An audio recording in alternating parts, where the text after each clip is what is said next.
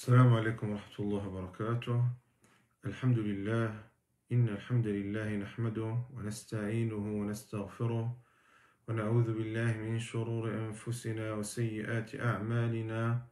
إنه من يهده الله فلا مضل له ومن يضلل فلا هادي له وأشهد أن لا إله إلا الله وحده لا شريك له وأشهد أن محمدا عبده ورسوله صلى الله عليه وعلى آله وصحبه أجمعين.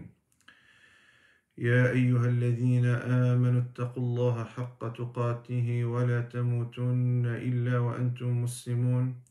يا أيها الناس اتقوا ربكم الذي خلقكم من نفس واحدة وخلق منها زوجها وبث منهما رجالا كثيرا ونساء واتقوا الله الذي تساءلون به والأرحام إن الله كان عليكم رقيبا. يا أيها الذين آمنوا اتقوا الله وقولوا قولا سديدا يصلح لكم أعمالكم ويغفر لكم ذنوبكم ومن يطع الله ورسوله فقد فاز فوزا عظيما. أما بعد فإن أصدق الحديث كتاب الله عز وجل وخير الهدي هدي محمد صلى الله عليه وسلم وشر الأمور محدثاتها وكل محدثة بدعة وكل بدعة ضلالة وكل ضلالة في النار. Donc je vous souhaite la bienvenue mes chers frères et sœurs en islam pour ce nouveau live. Ce live Inch'Allah Ta'ala avant le début officiel du mois de Ramadan. Et Inch'Allah Ta'ala il sera concentré, on va le consacrer sur la préparation du mois de Ramadan en trois, on va dire, thèmes principaux. Le premier, Inch'Allah, on va parler de la meilleure façon, comment accueillir le mois de Ramadan. Deuxième chose, les 10 erreurs à éviter pendant le mois du Ramadan. Et troisième chose, un programme suggéré pour réussir le mois béni du Ramadan. يقول الله عز وجل وسارعوا إلى مغفرة من ربكم وجنة عرضها السماوات والأرض أعدت للمتقين الذين ينفقون في السراء والضراء والكاظمين الغيظ والعافين عن الناس والله يحب المحسنين والذين إذا فعلوا فاحشة أو ظلموا أنفسهم ذكروا الله فاستغفروا لذنوبهم ومن يغفر الذنوب إلا الله ولم يصروا على ما فعلوا وهم يعلمون أولئك جزاؤهم مغفرة من ربهم وجنات تجري من تحتها الأنهار خالدين فيها ونعم أجر العاملين. Allah Azza wa Jal dit: et concourez au pardon de votre Seigneur et un jardin, c'est-à-dire un paradis large comme les cieux et de la terre, comme les cieux et la terre préparés pour les pieux qui dépensent dans l'aisance et dans l'adversité, qui dominent leur rage et pardonnent à autrui.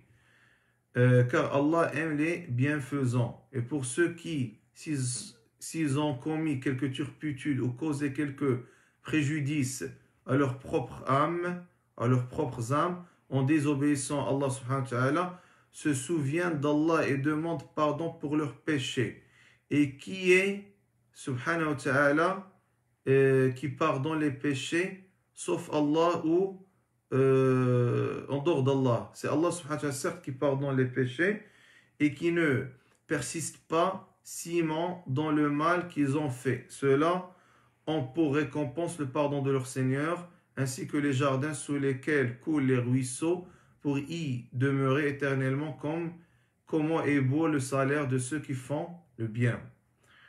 Donc dans ce verset barakallahu fikum de Surat Ali Imran, bien sûr je vais juste m'assurer, est-ce que ceux qui viennent de nous rejoindre, est-ce qu'ils arrivent à écouter bien ma voix et me regarder, c'est-à-dire est-ce que le live est correct au niveau, on va dire, du son et de l'image.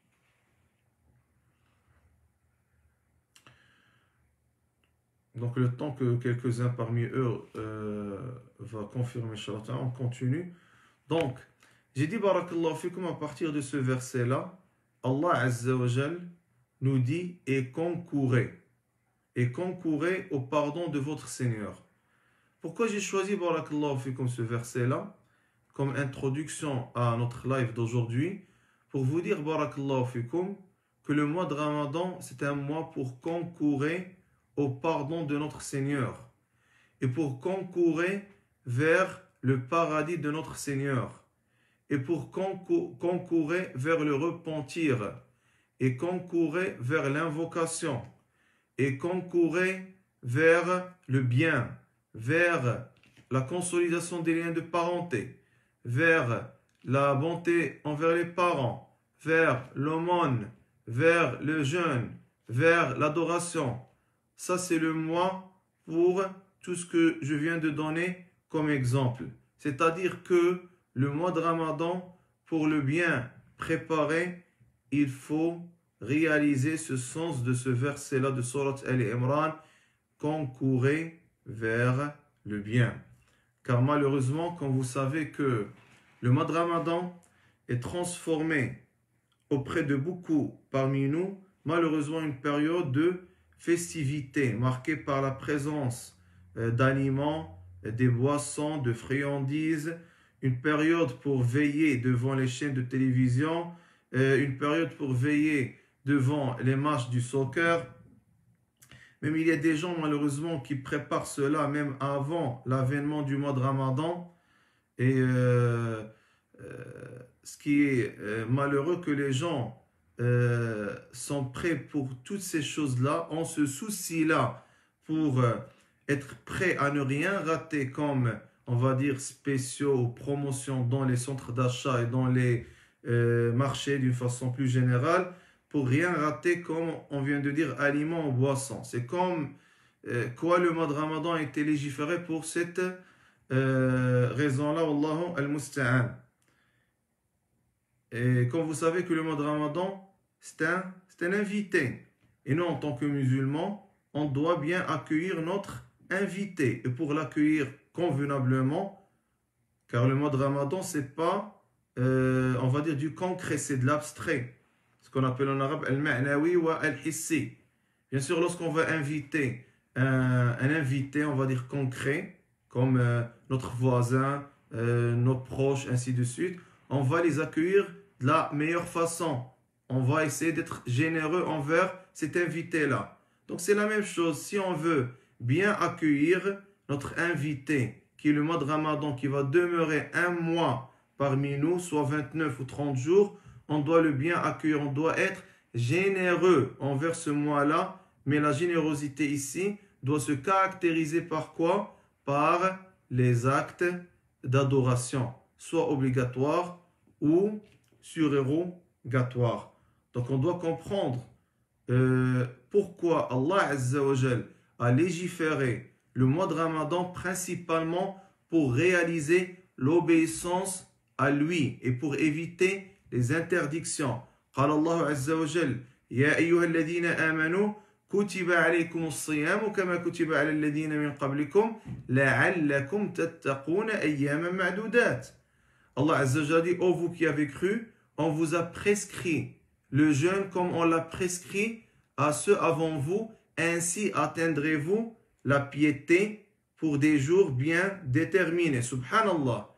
Le Ramadan, vous allez voir que c'est des jours déterminés, comptés, rapides. Maintenant, on dit que le mois de Ramadan est arrivé. On va dire dans quelques semaines, rapidement, que le mois de Ramadan, c'est fini. Et quand vous constatez que le Ramadan de cette année-là sera plus rapide que celui de l'année dernière, et celui de l'année dernière était plus rapide que celui d'avant, ainsi de suite. Et celui de l'année prochaine sera plus rapide de celui de cette année-là. Subhanallah. Le temps passe vite.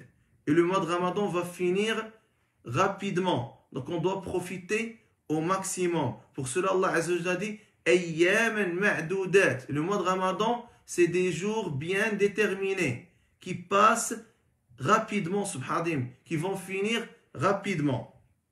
Puis il a dit avant ça, لَعَلَّكُمْ تَتَّقُونَ, c'est-à-dire ainsi atteindrez-vous la piété. C'est-à-dire que le mois de Ramadan est légiféré principalement pour la raison principale ou la réalisation principale, l'objectif qui est la réalisation de la taqwa, qui est la piété, qui est l'obéissance à Allah subhanahu wa ta'ala, et éviter la désobéissance.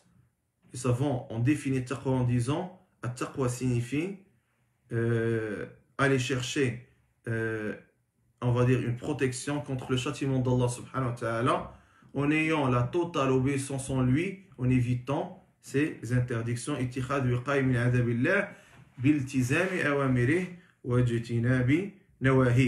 Donc, pour résumer l'affaire, on doit bien accueillir le mois de Ramadan, mais l'accueil du mois de Ramadan n'est pas la même chose que accueillir n'importe qui.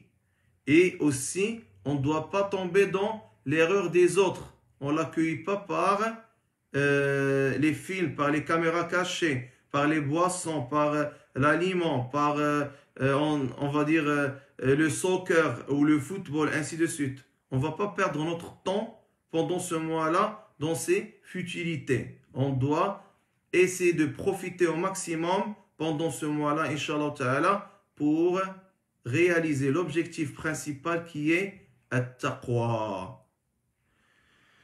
Donc, barakallahu fikum, le premier thème, c'est comment se préparer et comment bien accueillir le mois de Ramadan et comment se préparer à bien l'accueillir. Premier point par lequel on doit accueillir le mois de Ramadan, c'est le repentir sincère, at-tawba. C'est-à-dire qu'on doit, avant le début du mois de Ramadan, on doit sincèrement tourner une nouvelle page, commencer une nouvelle page avec Allah subhanahu wa ta'ala.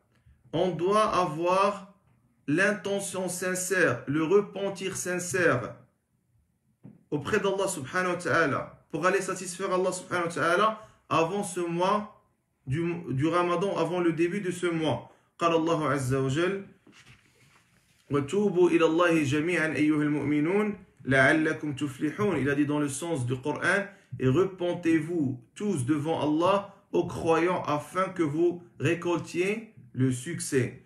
وقال النبي عليه الصلاة والسلام يا أيها الناس توبوا إلى الله فإني أتوب إليه في اليوم 100 مرة. Le prophète عليه الصلاة والسلام a dit dans le hadith rapporté par Muslim, aux gens, repentez-vous devant Allah car moi-même je le fais 100 fois par jour. Le prophète Muhammad sallallahu alayhi wa sallam, qu'Allah Azza wa Jalla lui a pardonné ses péchés antérieurs, du passé et aussi ceux du futur, sallallahu alayhi wa sallam, il dit par lui-même qu'il fait son repentir 100 fois par jour.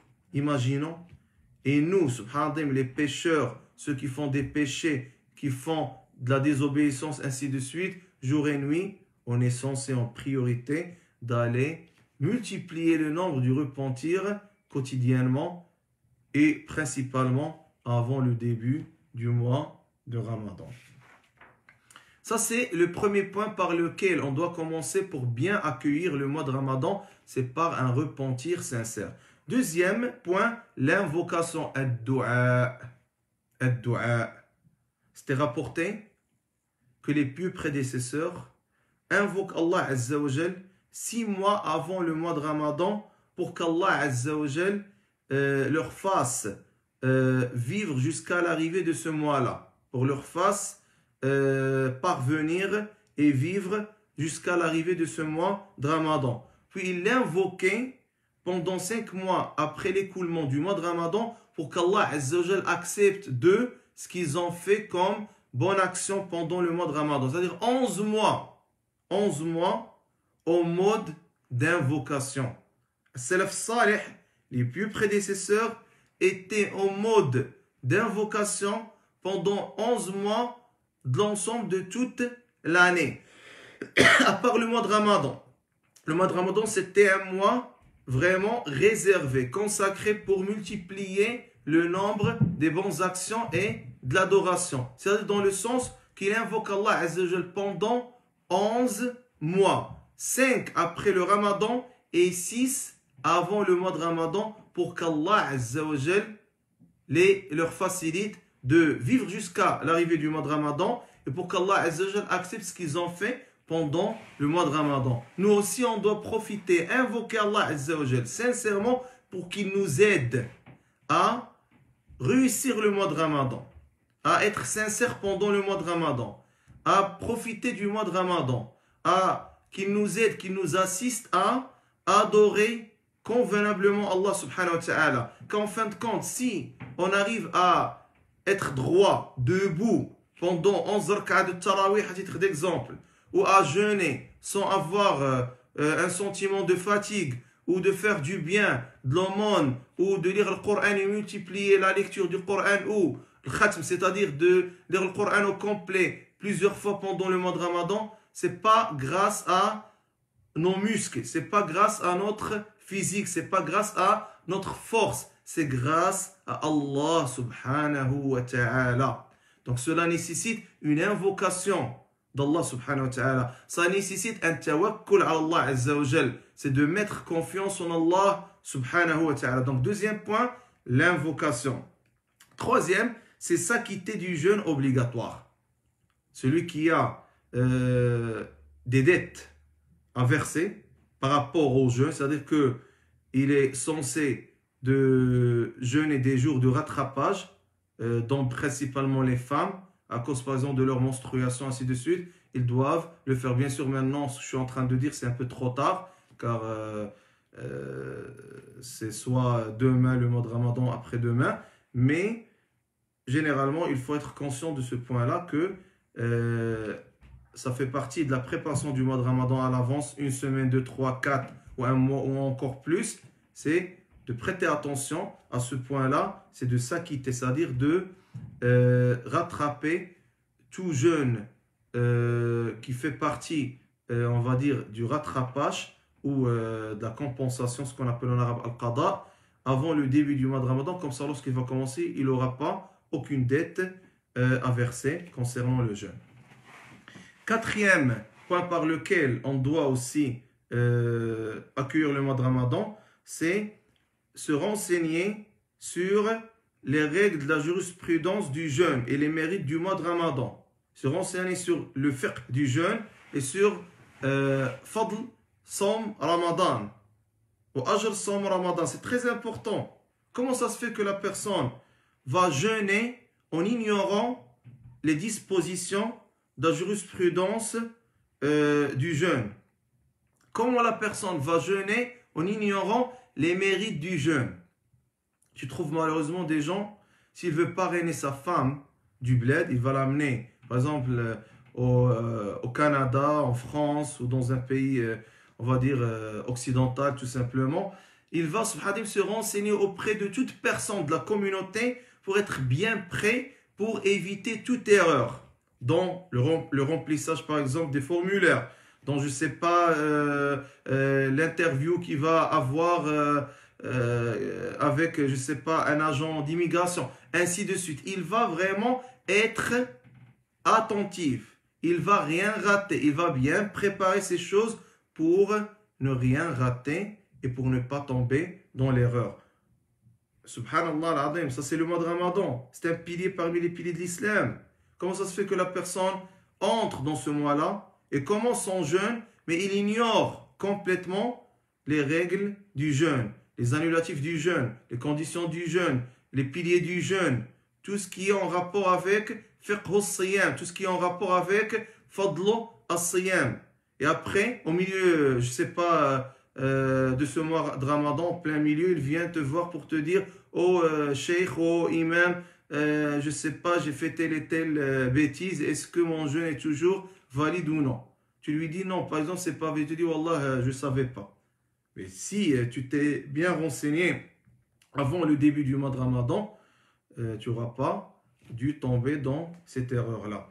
Cinquième, c'est-à-dire ce que je voulais vous dire, c'est que, masha'Allah, les personnes se renseignent sur toutes choses sauf sur la jurisprudence du jeûne. Wallah al-musta'an. Cinquième, s'asseoir avec les membres de la famille, telle l'épouse, les enfants, et d'abord leur expliquer les dispositions concernant le jeûne et encourager les plus petits à jeûner.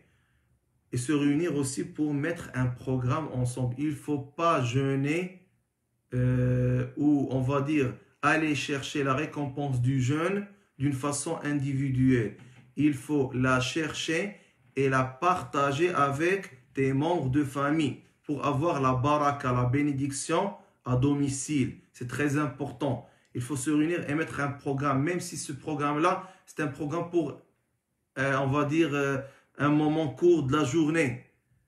L'essentiel qu'il faut, barakallahu fikum, insister sur ce point-là. Se réunir avec les membres de la famille, principalement avec l'épouse. Essayer de mettre un programme. Par exemple, regarder un dars, un cours, par exemple, religieux sur le jeûne, sur le mois de Ramadan, sur les histoires, les récits des prophètes, des messagers, sur n'importe quelle chose qui va augmenter la foi et diminuer, on va dire, la dureté du cœur, ensemble. Et après même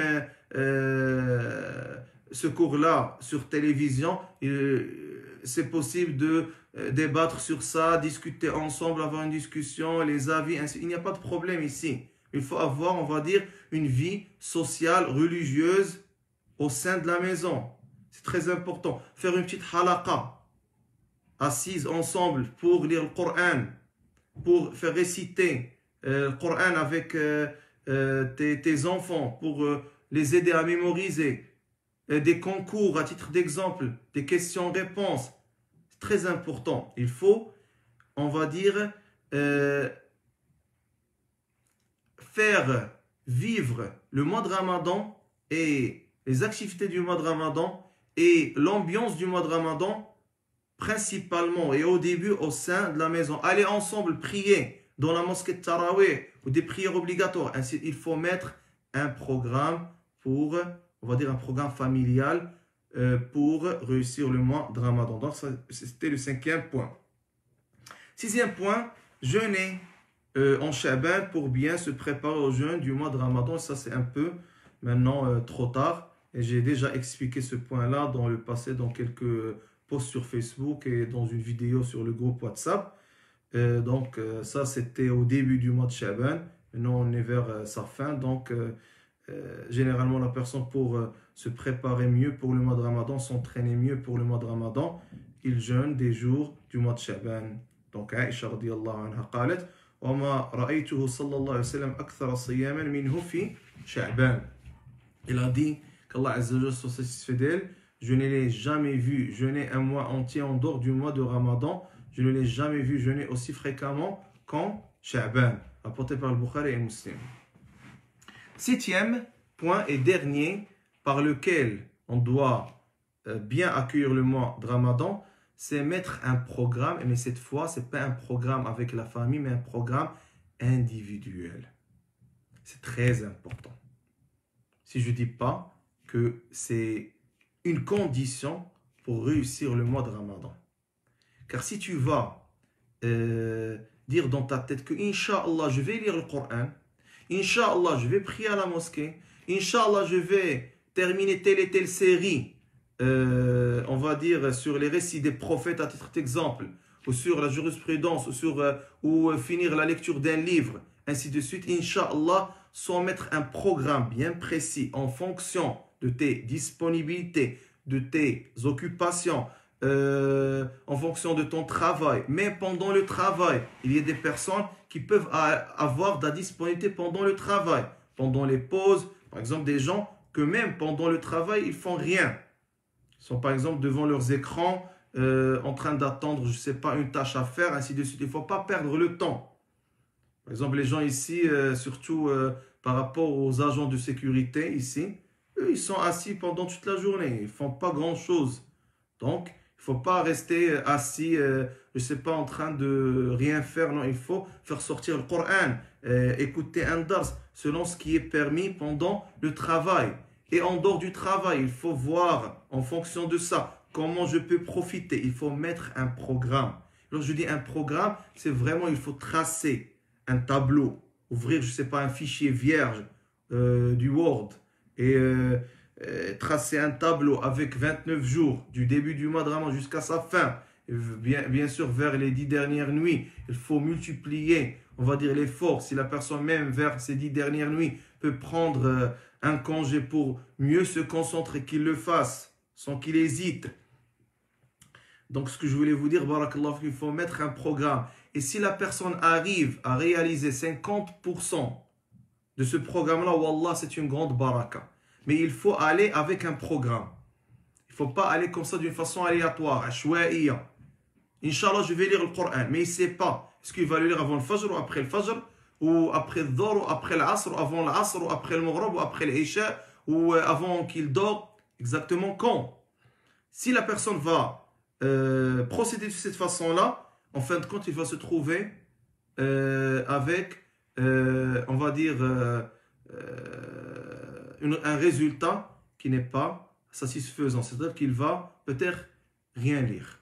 Donc, il faut mettre un programme en fonction de tes occupations, en fonction aussi de tes disponibilités. Moi, ce que je suggère, barakallahu fikum, bien sûr, après, vous pouvez prendre note et en fonction de ce que vous pouvez faire, Inch'Allah Ta'ala, de mettre cela et mettre comme programme et comme objectif de conserver ces points-là pendant le mois de Ramadan. Première chose par laquelle, barakallahu fikum, on peut commencer dans ce programme-là, c'est la conservation de ce qu'on appelle as-suhour, la prise du repas de l'aube. قال عليه الصلاة والسلام تسحروا فإن في السحور بركة. Il a dit alayhi salatu wassalam, prenez votre repas de fin de nuit parce qu'il y a une bénédiction dans as-suhour. C'est-à-dire que la personne, il programme, on va dire, son agenda, son tableau qui va tracer pour, on va dire, mettre un programme en pratique pendant le mois de Ramadan, c'est de se réveiller un petit peu avant la prière de Fajr, à prendre l'adhan de Fajr pour prendre suhour. Pourquoi suhour? Car dans suhour, comme le prophète nous a dit, il y a une baraka. Il y a une baraka. Deuxième point, essayez de conserver les 5 prières quotidiennes en groupe dans la mosquée. Et surtout Al-Fajr et Al-Isha. Donc la personne, il essaye de mettre un programme pour au moins prier la majorité des prières obligatoires, les 5, dans la mosquée. S'il ne trouve pas ou s'il ne peut pas vraiment, il essaie au moins de prier ce qu'il peut. Mais il doit essayer de fréquenter la mosquée au maximum. S'il peut faire les 5, ça sera l'idéal. قال الله عز وجل حافظوا على الصلوات والصلاة الوسطى وقوموا لله قانتين. Allah Azza wa Jalla dit soyez assidus aux salat et surtout la salat médiane et tenez-vous debout devant Allah avec humilité. والنبي عليه الصلاة والسلام يقول أثقل الصلاة على المنافقين صلاة الفجر والعشاء. Le prophète عليه الصلاة والسلام a dit la prière la plus lourde et difficile pour l'hypocrite c'est la prière du Fajr et celle de Al-Isha. Parmi aussi, barakallahu fikum, les points suggérés, arriver à la mosquée tôt. Troisièmement, arriver à la mosquée tôt. Il faut, on a parlé de ça dans le passé, si vous vous souvenez, dans notre dernier live, concernant la concentration pendant la prière. Pour arriver à se concentrer convenablement pendant la prière, il faut arriver tôt. Si la personne est toujours pressée, il ne va pas se concentrer pendant la prière. Il ne va pas, subhanallah, sentir la beauté de prier derrière un imam pendant la prière de Fajr, pendant l'Isha ou pendant le Tarawih. S'il est toujours pressé, il faut arriver tôt à la mosquée, essayer d'arriver tôt pour prier avec les gens qui se trouvent à la première rangée, saf al-awwal, car le prophète alayhi salatu wassalam yaqul taqaddamu fa'tammu bi وليأتم بكم من بعدكم وليأتم بكم من بعدكم لا يزال قوم يتأخرون حتى يؤخرهم الله. Il a dit dans le sens du hadith rapporté par Muslim, venez vers l'avant et suivez-moi dans la prière et que ceux qui viendront après vous, qu'ils vous suivent. Des gens vont persister dans le retard jusqu'à qu'Allah Azza wa Jal va les punir. Quatrième point, se livrer aux invocations à réciter après l'accomplissement de chaque prière collective comme le prophète alayhi salatu wassalam nous a enseigné. قال عليه الصلاة والسلام كما عند مسلم أيضا من سبح الله في دبر كل صلاة 33 وحمد الله 33 وكبر الله 33 فتلك 99 وقال تمام 100 لا إله إلا الله وحده لا شريك له له الملك وله الحمد وهو على كل شيء قدير غفرت خطاياه وإن كانت مثل zabadil bahr. Et pourquoi ce programme, barakallahu fikum, aussi pour que ça devienne une habitude après le mois de Ramadan. Le prophète alayhi salam, il dit dans le hadith rapporté par Muslim, quiconque dit au terme de chaque prière, subhanallah 33 fois, alhamdulillah 33 fois, Allahu Akbar 33 fois, puis il conclut par la ilaha illallah wahdahu la sharika lahu lahul mulku wa lahul hamdu wa ala kulli shay'in qadir, pour compléter 100 aura ses péchés pardonnés, fussent-ils comme les écumes de la mer. C'est-à-dire dans le sens, il faut conserver les invocations qui ont été rapportées ou faites par le prophète à la fin de chaque prière obligatoire. Et cela pour que la personne puisse faire le tout, il doit juste se référer à quelques livres de référence sur les invocations à faire après la prière ou après même, on va dire, d'autres moments. Dans le livre par exemple de Al-Adhkar, les invocations de l'imam Nawawi alayhi rahmatullah, ou le livre Hisn al-Muslim, la citadelle du musulman de Sheikh al-Qahtani. Donc ça c'est des livres Inch'Allah qui vont vous aider à savoir tous les détails concernant Al-Adhkar et surtout après la fin de chaque prière. Cinquième, un quart d'heure ou 20 minutes après le lever du soleil, la personne procède à prier ce qu'on appelle la prière de Duha, qui consiste d'une façon minimale à faire 2 rak'at jusqu'à 12. رواه البخاري ومسلم عن أبي هريرة رضي الله عنه قال أوصاني خليلي بثلاث لا أدعهن حتى أموت صوم 3 أيام من كل شهر وصلاة الضحى ونوم على وتر. Le Bukhari et Muslim ont rapporté qu'Abu Huraira a dit mon ami intime, c'est-à-dire le prophète alayhi salam, m'a recommandé 3 choses que je ne cesserai de faire jusqu'à ma mort. Puis il a dit jeûner 3 jours de chaque mois, faire la prière de Duha matinale et ne se coucher qu'après avoir accompli une prière comptant un nombre impair de rak'at, c'est-à-dire al-witr. Ce qui nous concerne dans ce hadith-là, c'est la conservation de la prière de Duha qui doit être faite à partir, on va dire, d'un quart d'heure ou 20 minutes après le lever du soleil. C'est-à-dire 15 ila 20 daqiqa ba'da shuruqi ou tulu'i ash-shams. 6e suggestion dans ce programme, pendant le lancement de la prière de l'Maghrib, il faut s'empresser à rompre le jeûne. Il ne faut pas dire non, par respect à l'adhan, je vais l'écouter. Non. La sunna, c'est une fois que le temps entre et que le mu'addin commence son adhan, la personne commence sa rupture du jeûne. قال عليه الصلاة والسلام كما في الصحيحين لا يزال الناس بخير ما عجلوا الفطر. Le prophète عليه الصلاة والسلام a dit les gens seront bien aussi longtemps qu'ils s'empresseront à rompre leur jeûne. Et qu'est-ce qu'on doit dire pendant cela? C'est quelle est l'invocation à formuler lors de la rupture du jeûne? ذهب الظمأ وابتلت العروق وثبت الأجر إن شاء الله. Bien sûr avant Bismillah. ذهب الظمأ وابتلت العروق وثبت الأجر إن شاء الله. Bien sûr le dua qui est propagé auprès des gens où ils disent Bismillah Allahumma laka as-sumtu alayka wa ala rizqika aftartu faghfir li ma qaddamtu wa ma akhkhartu. Ça c'est un hadith qui est daïf. Ça c'est un hadith qui est faible. La yasih. La formule qui est authentique, c'est ذهب الظمأ وابتلت العروق وثبت الأجر إن شاء الله. Dans le sens, la soif a disparu, les veines sont arrosées et la récompense due s'il plaît à Allah subhanahu wa ta'ala. Ce hadith-là est jugé bon par Sheikh Al-Albani dans Sahih Abi Daoud. Et bien sûr aussi parmi les choses à faire, tu peux faire les deux en même temps, faire ta rupture du jeûne et aussi répéter ce que le mu'addin dit dans l'appel à la prière. S'il dit Allahu Akbar, tu dis Allahu Akbar. S'il dit Ashhadu an la ilaha illallah, tu dis Ashhadu an la ilaha. Car le hadith du prophète rapporté par l'imam Muslim a dit si le mu'addin dit Allahu Akbar et l'un d'entre vous dit Allahu Akbar, quand il dit Ashhadu an la ilaha illallah, il dit Ashhadu an la ilaha illallah. S'il dit Ashhadu anna Muhammad Rasulullah, tu dis Ashhadu anna Muhammad Rasulullah, c'est-à-dire 2 fois, à 2 reprises. Puis lorsqu'il dit Hayya ala salah, tu dis La hawla wa la quwwata illa billah. Hayya ala salat, la hawla wa la quwwata illa billah. Hayya ala falah, la hawla wa la quwwata illa billah. Hayya ala falah, la hawla wa la quwwata illa billah. Si dans la prière de Fajr, il dit Salatu khayrun min an-nawm, tu dis As-salatu khayrun min an-nawm. S'il dit Allahu Akbar, tu dis Allahu Akbar. Puis il dit La ilaha illallah. Après lui, tu répètes en disant La ilaha illallah. Puis il a dit s'il fait cela, c'est-à-dire s'il répète comme je lui ai montré, cela de tout son cœur, et min qalbihi, il ira au paradis.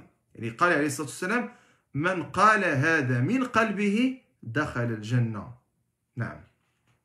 Et aussi, barakallahu fikum, c'est préférable de demander la bénédiction et la paix d'Allah subhanahu wa ta'ala sur le prophète alayhi salam après la fin de l'appel et aussi la place éminente. Ce qu'on appelle en arabe al-maqam al-mahmoud.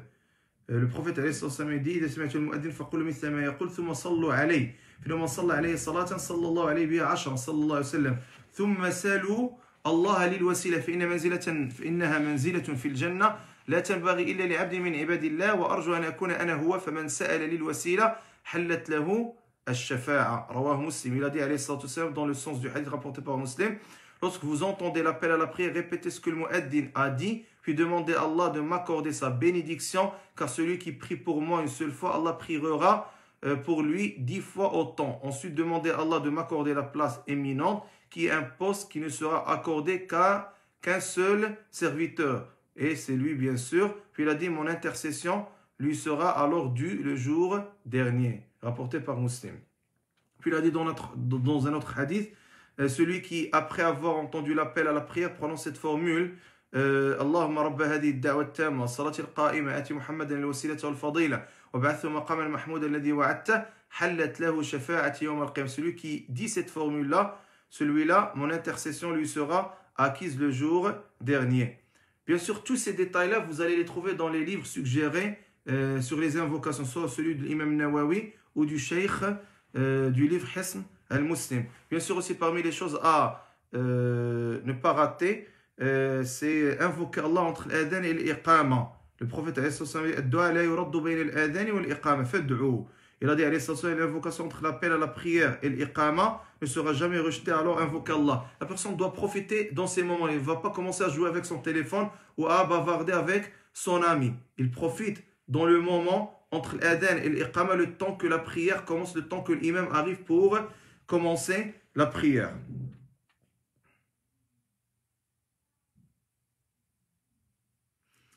Le frère m'a dit, il dit, si on est en retard à Salat al-Maghrib, il faut casser le jeûne avant ou on peut rentrer directement dans la prière. Et si tu as le temps de casser rapidement, avec, je ne sais pas, une gorgée d'eau ou des dates rapidement, puis tu entres, il n'y a pas de problème ici.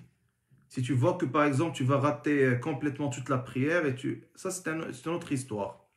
Et tu peux rapidement faire ta rupture en quelques secondes, puis tu vas, Inch'Allah, tu vas rejoindre la prière sans aucun problème. 7e suggestion, consacrer une partie de l'argent pour faire nourrir les jeûneurs. قال النبي عليه الصلاة والسلام فطر صائما لو كان له مثل أجره غير أنه لا ينقص من أجر الصائم شيئا رواه الترمذي. Le prophète عليه الصلاة والسلام a dit, celui qui aide un jeûneur à rompre son jeûne obtiendra une récompense égale à celle accordée aux jeûneurs sans que cela n'entraîne la diminution de celle réservée à ce dernier.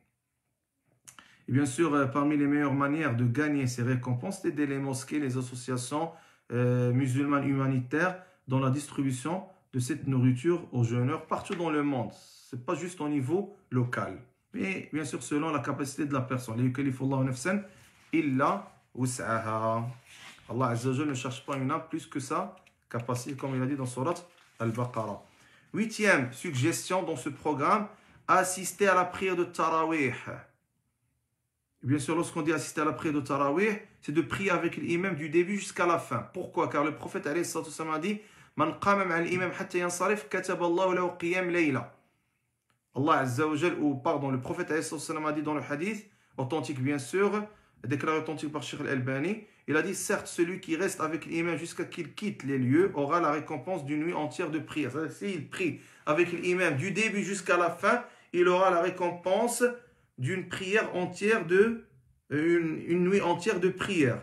Malgré que lui, il n'a pas prié que 1 heure, par exemple. Si, supposons que la nuit, elle est de 6 heures, par exemple, de 7 heures, lui, il a prié 1 heure uniquement, 45 minutes, 30 minutes, dans la totalité de toute la prière de Tarawih, malgré qu'il a prié que 30 minutes, qu'1 heure, il va avoir la récompense de 7 heures, de 8 heures, de toute la nuit. Pour cela, la personne doit patienter jusqu'à la fin de la prière. Il ne doit pas prier, je ne sais pas, le début avec l'imam, l'Isha, puis il quitte. Ou il prie l'Isha avec 2 rak'at de Tarawih, puis il quitte. C'est un mois, il faut un peu de patience, il faut une certaine résistance pour finir Tarawih jusqu'à la fin.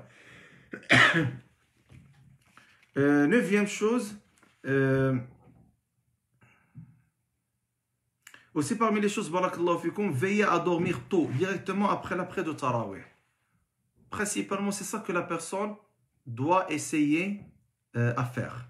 C'est de dormir directement après la prière de Tarawih pour qu'il puisse se réveiller correctement pour Suhour et pour le Fajr à la mosquée. Mais s'il reste réveillé, je ne sais pas, avant 1h30 avant le Fajr, puis il veut se reposer un petit peu, il y a un risque qu'il va rater le Fajr.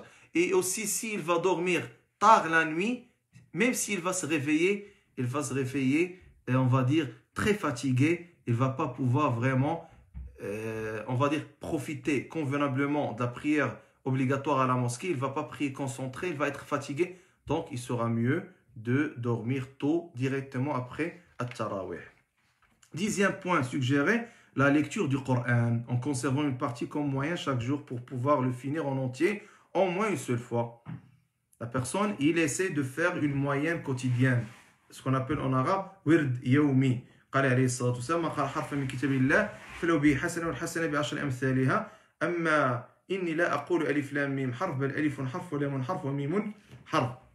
Le prophète عليه الصلاة والسلام dit dans le hadith authentique, celui qui lit une seule lettre du Coran s'inscrit une bonne action et la bonne action a 10 fois son salaire. Puis je ne dis pas que Alif Lam Mim c'est un harf, mais Alif est un harf, Lam est un harf et Mim est un harf. C'est-à-dire que si quelqu'un dit Alif Lam Mim, va avoir 30 bonnes actions. Si par exemple la personne va lire seulement Surat al-Fatiha, va avoir 1130 bonnes actions. Car Surat al-Fatiha se compose de 113 lettres. Multiplié par 10, c'est 1130. Si la personne, par exemple, il va lire une page, la page est estimée comme moyenne à 400 lettres. S'il va la lire au complet, il va avoir 4000 hasana, 4000 bonnes actions. Imaginons une seule page qui va nous prendre de notre temps, peut-être, je ne sais pas, 2 minutes, 1 minute, 3 minutes, selon le rythme de la personne. Donc il ne faut pas, barakallahu fikum, laisser cette chose-là passer sans profiter d'elle au maximum. Le prophète alayhi sallam dit le prophète alayhi sallam dit le meilleur d'entre vous est celui qui a appris le Coran et qui l'enseigne aux autres, rapporté par le Bukhari. Et aussi, c'est conseillé de l'enseigner, si la personne est capable de le faire, il le fait principalement à ses membres de famille. S'il est capable d'offrir ses services à une mosquée, aussi c'est bien de le faire, ainsi de suite. Mais ce que je voulais vous dire, c'est que en ajoutant à ça aussi, c'est qu'il faut lire al-tafsir, l'exégèse du Coran. Il faut aussi l'ajouter. Si la personne ne maîtrise pas l'arabe, qu'il le fasse avec un livre d'exégèse traduit en français. L'essentiel, qu'il doit comprendre ce qu'il est en train de lire. C'est très important aussi pour réaliser ce qu'on appelle at-tadabbur, la méditation.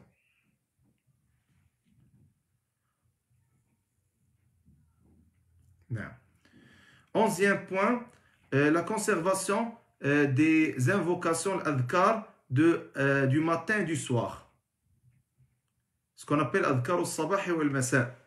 Et ça aussi, pour les détails, vous pouvez vous référer au livre de Hisn al-Muslim et le livre de l'adhkar de l'imam al-Nawawi. قال الله عز وجل وسبح بحمد ربك قبل طلوع الشمس وقبل غروبها. Il a dit supporte patiemment ce qu'ils disent et célèbre son louange avant le lever du soleil, avant son coucher et pendant la nuit. Exalte sa gloire aux extrémités du jour. Peut-être auras-tu satisfaction. وقال الله عز وجل فسبحان الله حين تمسون حين تصبحون وله الحمد في السماوات والأرض وعشيا وحين تظهرون. Allah Azza wa Jalla, glorifie Allah donc soir et matin, à lui toute louange dans les cieux et la terre, dans l'après-midi au milieu de la journée.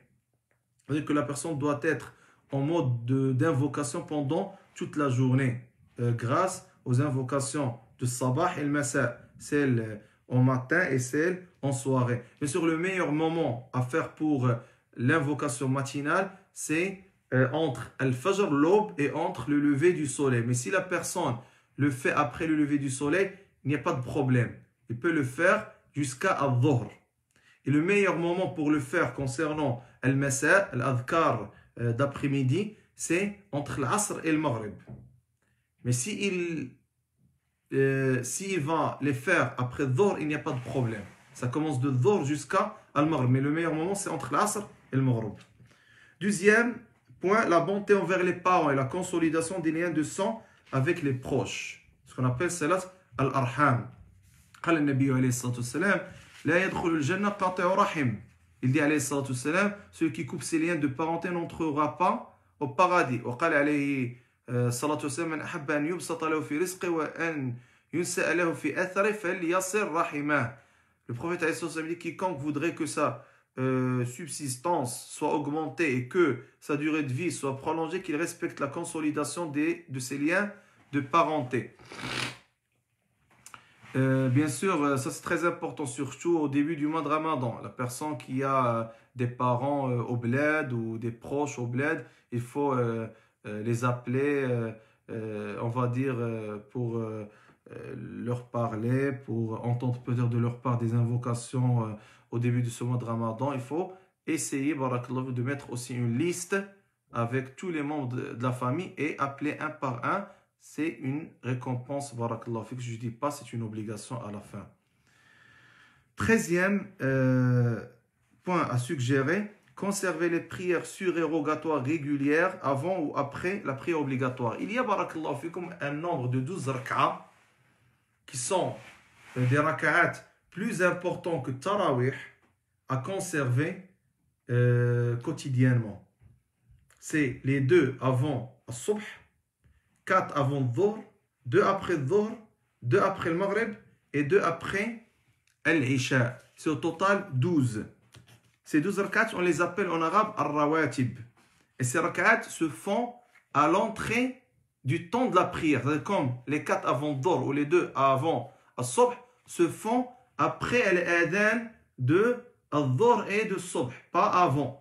Ça, c'est un point à, on va dire, à mentionner. Mais ce que je voulais vous dire, c'est que la personne doit conserver ces 12 rak'at pour avoir cette récompense citée dans le hadith du prophète alayhi salatu wasallam qui a dit Man salla fi yawmin wa laylatin 10 rak'a buniya lahu baytun fil jannah. Il a dit celui qui prie 12 rak'at pendant la nuit et le jour, une maison sera construite pour lui au paradis. La personne va avoir une maison construite à sa faveur au paradis s'il conserve ces 12 rak'at. C'est-à-dire que c'est des rak'at qui sont, on va dire, liés à la prière obligatoire. Tu pries avant la prière obligatoire ou après la prière obligatoire. Cela dépend de quel rak'a tu es en train de parler. Donc ça c'est concernant, barakallahu fikum, on va dire les 13 points suggérés pour un programme réussi. Donc si la personne arrive à conserver ces 13 pratiques, on va dire, wallah c'est un grand khair. C'est un grand khair. S'il arrive à conserver, mettez comme programme, comme objectif, comme vision, que, Inch'Allah, pendant ce mois de Ramadan, je vais conserver ces 13 points. Ça, c'est concernant le deuxième thème qui a été programme suggéré pendant le mois de Ramadan. Donc, le premier thème de notre live d'aujourd'hui, c'était comment accueillir le mois de Ramadan, comment réussir à bien accueillir le mois de Ramadan. Deuxième, c'était programme suggéré pendant ce mois-là. Et troisième thème par lequel on va finir, Inch'Allah, c'est 10 erreurs à éviter durant ce mois béni. Donc, première erreur, rendre le mois de Ramadan un mois pour dormir et manger. Et ça peut-être on l'a mentionné quand même au début, que le mois de Ramadan est légiféré pour réaliser at-taqwa, pas pour trop dormir et manger. Parce que quelqu'un il me dit que j'ai dormi jusqu'à 6 heures du soir, ou jusqu'à que ma mère est arrivée pour me réveiller 15 minutes, 20 minutes avant le Maghrib. Il dort pendant toute la journée, pour ne pas sentir, on va dire, la faim ou la fatigue pendant la journée du mois de Ramadan. Ou pour manger. C'est-à-dire vraiment, pendant la rupture du jeûne, le gars n'arrête pas de manger. Et il sent une certaine fatigue au niveau de son estomac qu'il n'arrive même pas à aller prier au tarawih. Et s'il va aller prier au tarawih, il va aller, on va dire, lourd, fatigué, avec l'estomac fatigué. Il ne va pas être concentré. Ça, s'il ne fait pas une bêtise pendant le tarawih, ce qui est arrivé dans le passé. Wallah al-musta'an. Deuxième erreur à éviter pendant le mois de Ramadan, c'est le mauvais comportement envers les gens. Subhanallah, tu constates cela, qu'il y a des gens que spécialement pendant le mois de Ramadan, son comportement devient violent, mauvais, insupportable, surtout pendant le mois de Ramadan. Normalement, et à la base, la personne, à l'arrivée du mois de Ramadan, il doit, on va dire, maîtriser son comportement. Il doit avoir un comportement exemplaire. Le prophète alayhi salatu wassalam a dit الصيام جنة فإذا كان يوم صوم أحدكم فلا يرفث ولا يسخب فإن سابه أحد أو قاتل فليقل إني صائم متفق عليه. Il a dit alayhi salatu wassalam, le hadith rapporté par le Bukhari Muslim, le jeûne est une protection. Celui d'entre vous qui jeûne ne doit pas tenir des propos obscènes et ne doit pas commettre de chahut. Et si quelqu'un vient à le combattre ou, c'est-à-dire le provoquer ou l'injurier, qu'il dise je suis une personne en état de jeûne. Ne commence pas à répondre à l'insulte par l'insulte. Troisième, ou quelqu'un par exemple pendant le mois tu le trouves nerveux, en pleine colère, tu ne peux pas lui adresser la parole, tu ne peux pas lui parler. Mais incroyable, subhanallah al-azim. Troisième erreur à éviter, le sérieux et la bonne motivation au début du mois et la paresse à sa fin, et spécialement après la nuit du 27e. Les gens croient que le Ramadan finit à partir de la nuit du 27e de Ramadan. Et ça, c'est faux. Il y a même d'autres personnes qui, tu vas le trouver motivé au début de la première semaine du mois de Ramadan et à la fin, il est au chaos. Ou pendant les 10 premiers jours, ou je sais pas, vers les 2 premières semaines au maximum. Normalement, la personne, plus qu'il avance dans le mois, plus qu'il doit multiplier les bonnes actions, plus qu'il doit s'adapter, plus qu'il doit encore se rattraper ou réussir encore plus et marquer plus de succès, plus de réussite par rapport au jour d'avant. Pas à reculer en arrière. C'est ça qui est problématique.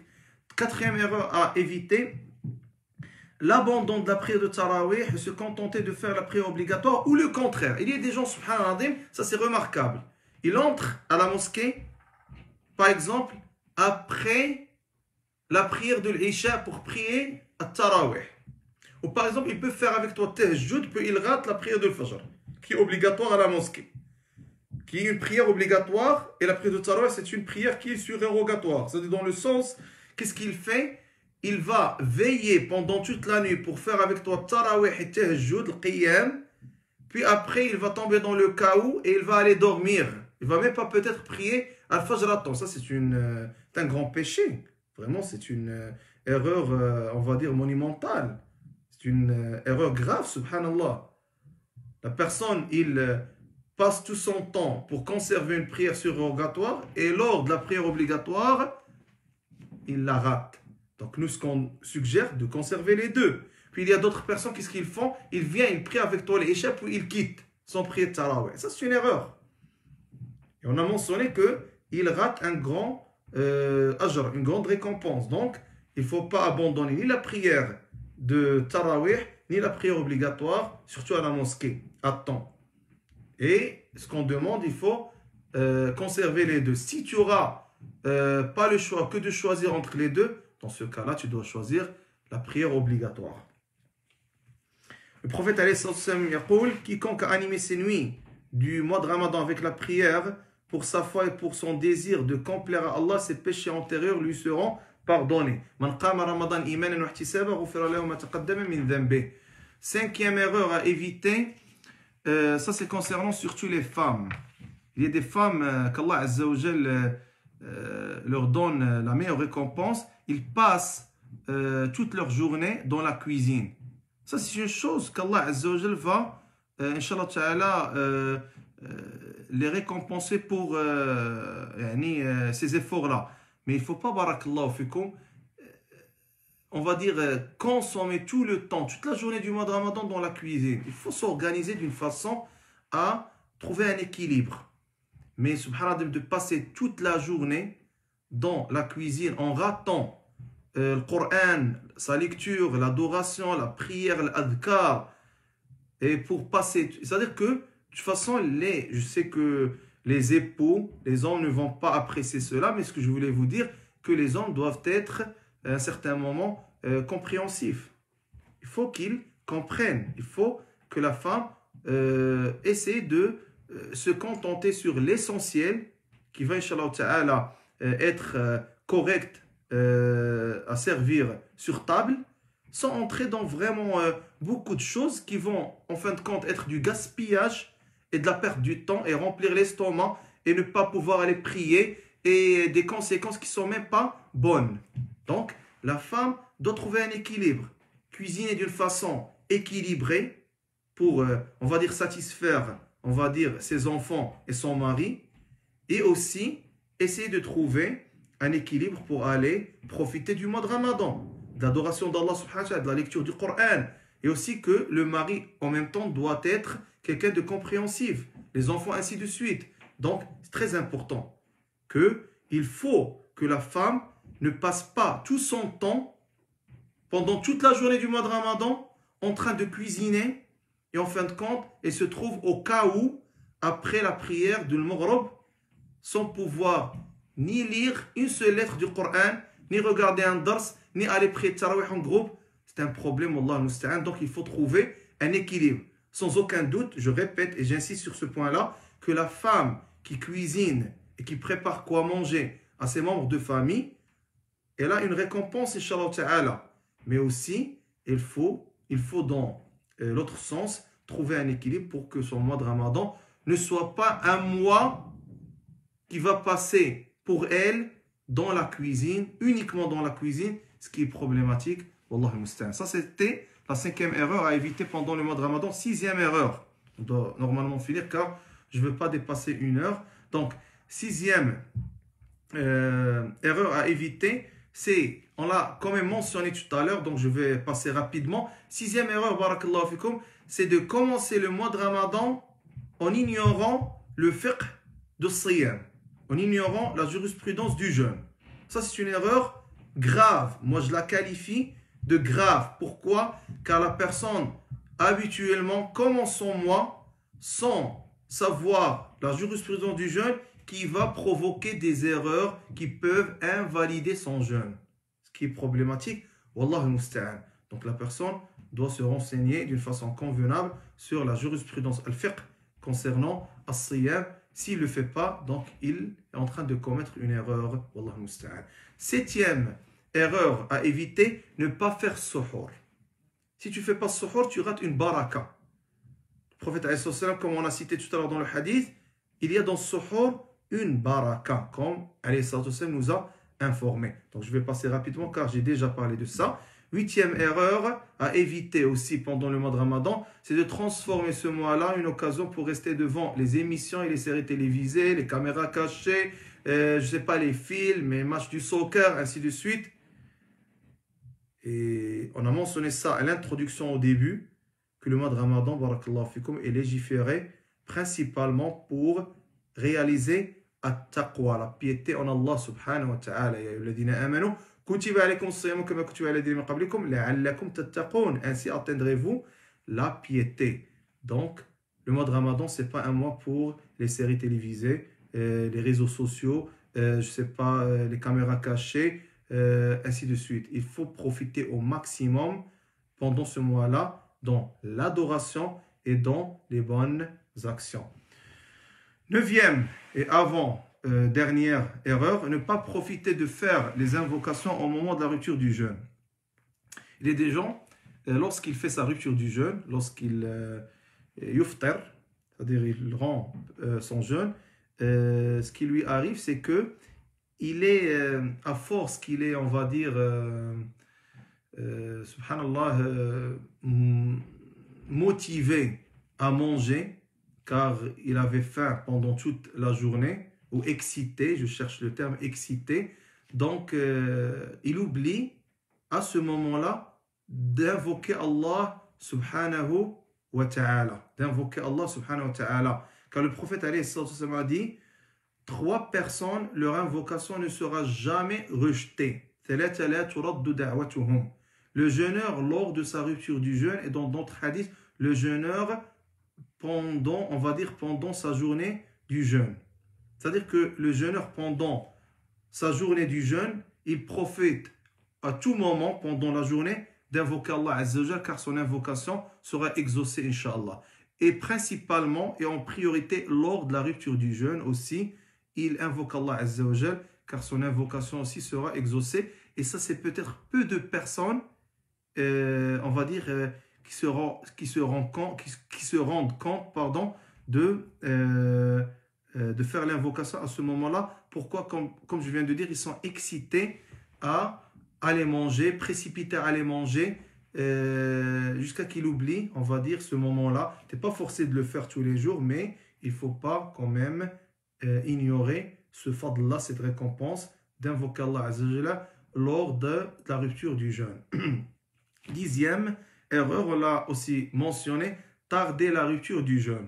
On a dit que ça vient à l'encontre de la sunna. Le prophète il a dit que la personne elle est toujours dans le khair s'il s'empresse à rompre son jeûne. Il a dit, les gens seront bien aussi longtemps qu'ils s'empresseront à rompre leur jeûne. Donc la personne doit faire le jeûne une fois qu'il entend l'adhan. Il ne va pas attendre en disant non, je vais répéter ce que le muaddin est en train de dire. Puis non, il le fait en parallèle. Il répète, puis il fait sa rupture du jeûne. Il ne tarde pas sa rupture du jeûne.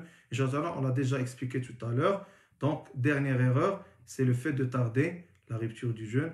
Contrairement à ça, il faut faire le contraire, ne pas tarder la rupture du jeûne. Barakallahu fikum wa jazakumullahu khayran. Subhanakallahumma bihamdik. Nashhadu an la ilaha illa ant. نستغفرك ونتوب إليك والحمد لله رب العالمين وصلى الله وسلم وبارك على نبينا محمد وعلى آله وصحبه أجمعين. Et je vous souhaite un bon Ramadan rempli de piété, de réussite, de succès. Qu'Allah Azza wa Jal nous aide et nous assiste pendant ce mois-là à l'adorer comme il faut et qu'il soit satisfait de nous et qu'il nous rende parmi ces utaqa min an-nar, ceux qui seront, Inch'Allah Ta'ala, sauvés de l'enfer. Certes, Allah Azza wa Jal omnipotent, omniscient. Wa jazakumullahu khayra. Wassalamu alaikum wa rahmatullahi wa barakatuh.